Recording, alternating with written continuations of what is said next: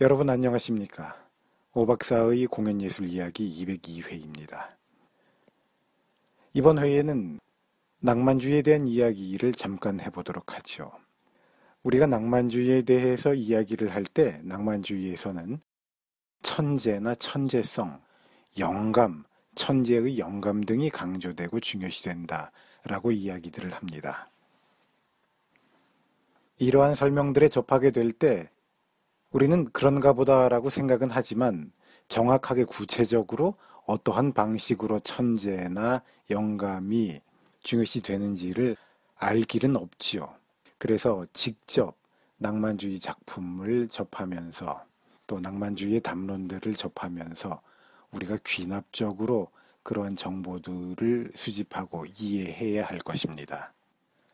그래서 이번 회에는 낭만주의에서 천재나 영감이 어떻게 강조되고 있는지를 요한 볼프강 폰 괴테의 젊은 베르테르의 슬픔 중의 한 부분을 통해서 이해해 보도록 하겠습니다. 민음사에서 나오고 박찬기 선생이 번역한 괴테의 젊은 베르테르의 슬픔 중의 일부분에는 이번 회에 소개해드리는 내용이 실려 있습니다. 이 내용에서는 괴테가 예술품의 창작에 있어서 자연의 영감, 자연스러운 영감에 의존하는 것이 좋은 성과를 낸다라고 이야기를 하면서 예술 창작에 있어서 어떤 규칙성에 얽매이게 되는 것은 우리가 오류에 빠지게 되는 것을 예방해주는 순기능이 있기도 하겠지만 그것은 자연의 진실한 감정, 정다운 표현을 파괴하는 것이다 라고 말하고 있습니다. 괴테는 예술가가 온 마음과 온 전신을 다 바쳐서 자연을 사랑하고 자연을 표현하라 라고 말하고 있는 것 같습니다. 그래서 연애에 대한 비유를 하고 있지요. 우리가 연애를 할 때 자기가 사랑하는 사람에 대해서 자신의 모든 것을 다 바쳐서 열렬히 사랑해야지 이해타산적으로 계산을 해가면서 합리적인 사랑을 하겠다고 이것저것 재고 아끼고 쟁여두고 자기가 가지고 있는 것 중에 일부분만을 그에게 바치고 이러면 쓸만한 사무원은 될 수 있을지 몰라도 연인은 되기 어렵다라고 말하고 있습니다. 그러면서 마지막에 가면 괴테는 이렇게 말하고 있네요. 천재의 물결이 둑을 뚫고 터져나와서 큰 홍수를 이루며 콸콸 쏟아져 내려오게 놔두어라. 왜 그것을 두려워해서 그러한 영감을 막으려고 둑을 쌓느냐? 왜 그것을 위험하게 생각하고 막으려고 하느냐? 라고 이야기를 하고 있습니다. 괴테는 질풍과 노도라는 사조에 속하는 사람이라고 이야기되고 있지만 쉽게 말하면 쉽게 생각하면 낭만주의자입니다.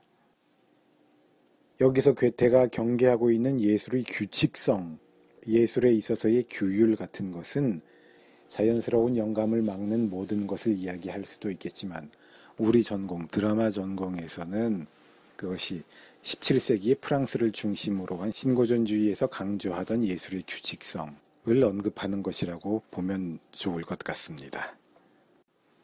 자, 그러면 괴테의 젊은 베르테르의 슬픔 본문의 내용을 들어보시도록 하겠습니다.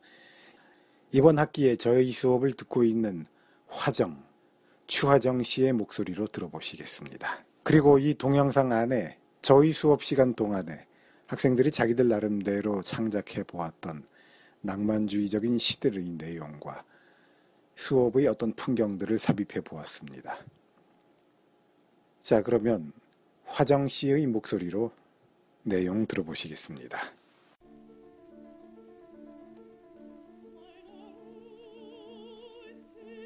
젊은 베르테르의 슬픔 중에서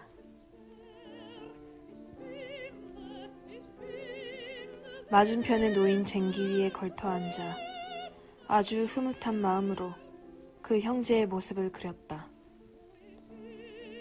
나는 바로 옆에 있는 울타리, 창고의 문과 몇몇 부서진 마차의 수레바퀴 등 앞뒤로 보이는 그대로 모조리 그렸다. 그렇게 1시간쯤 지난 다음 완성된 그림을 바라보니 내 생각을 섞지 않았는데도 짜임새 있게 잘 그려진 재미난 그림이었다.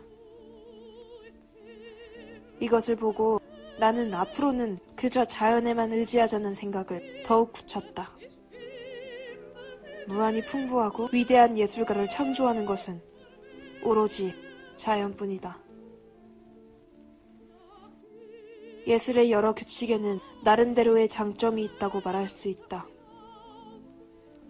그것은 마치 시민사회를 예찬하는 것과 비교될 수 있는 것이다. 규칙에 맞추어 작업하는 사람은 결코 무미건조하거나 졸렬한 작품을 만들어내지는 않을 것이다. 그것은 법규나 예의범절을 준수하며 행동하는 사람이 무례한이나 지독한 악당이 될 수 없는 것과도 같다. 그러나 반면에 뭐니 해도 모든 규칙은 자연의 진실한 감정과 자연의 정다운 표현을 파괴하는 것이다.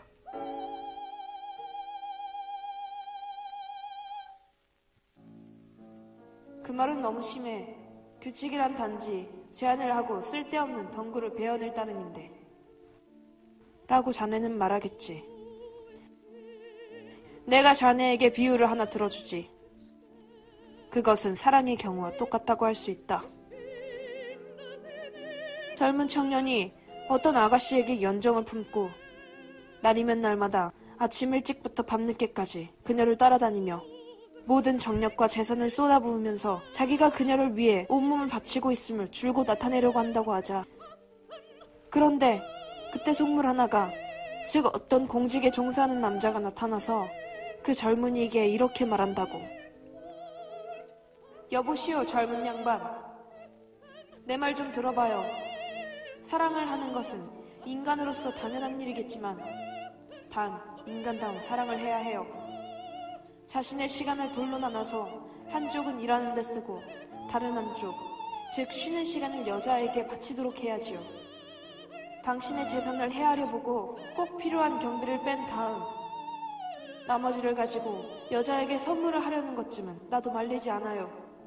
그것도 너무 자주 해서는 못 쓰고 여자의 생일이라든가 생일 같은 날에만 해야지요. 만약에 그 젊은이가 그런 충고에 따른다면 그는 쓸만한 인물은 될 것이다. 나도 그런 젊은이라면 어떤 영주에게나 직원으로 채용해달라고 추천하고 싶어진다. 그러나 애인으로서의 그는 그것으로 끝장이다. 만일 그가 예술가라면 그의 예술도 마지막이지. 아, 나의 벗들이여. 무엇 때문에 천재의 물결이 둑을 뚫고 터져나와 큰 홍수를 이루며 콸콸 쏟아져 내려와서 그대들의 영혼을 뒤흔들어 놓는 일이 이렇게도 드물단 말인가. 사랑하는 벗들이여, 천재의 흐름 양쪽 기슭에는 태연자약한 신사들이 산다.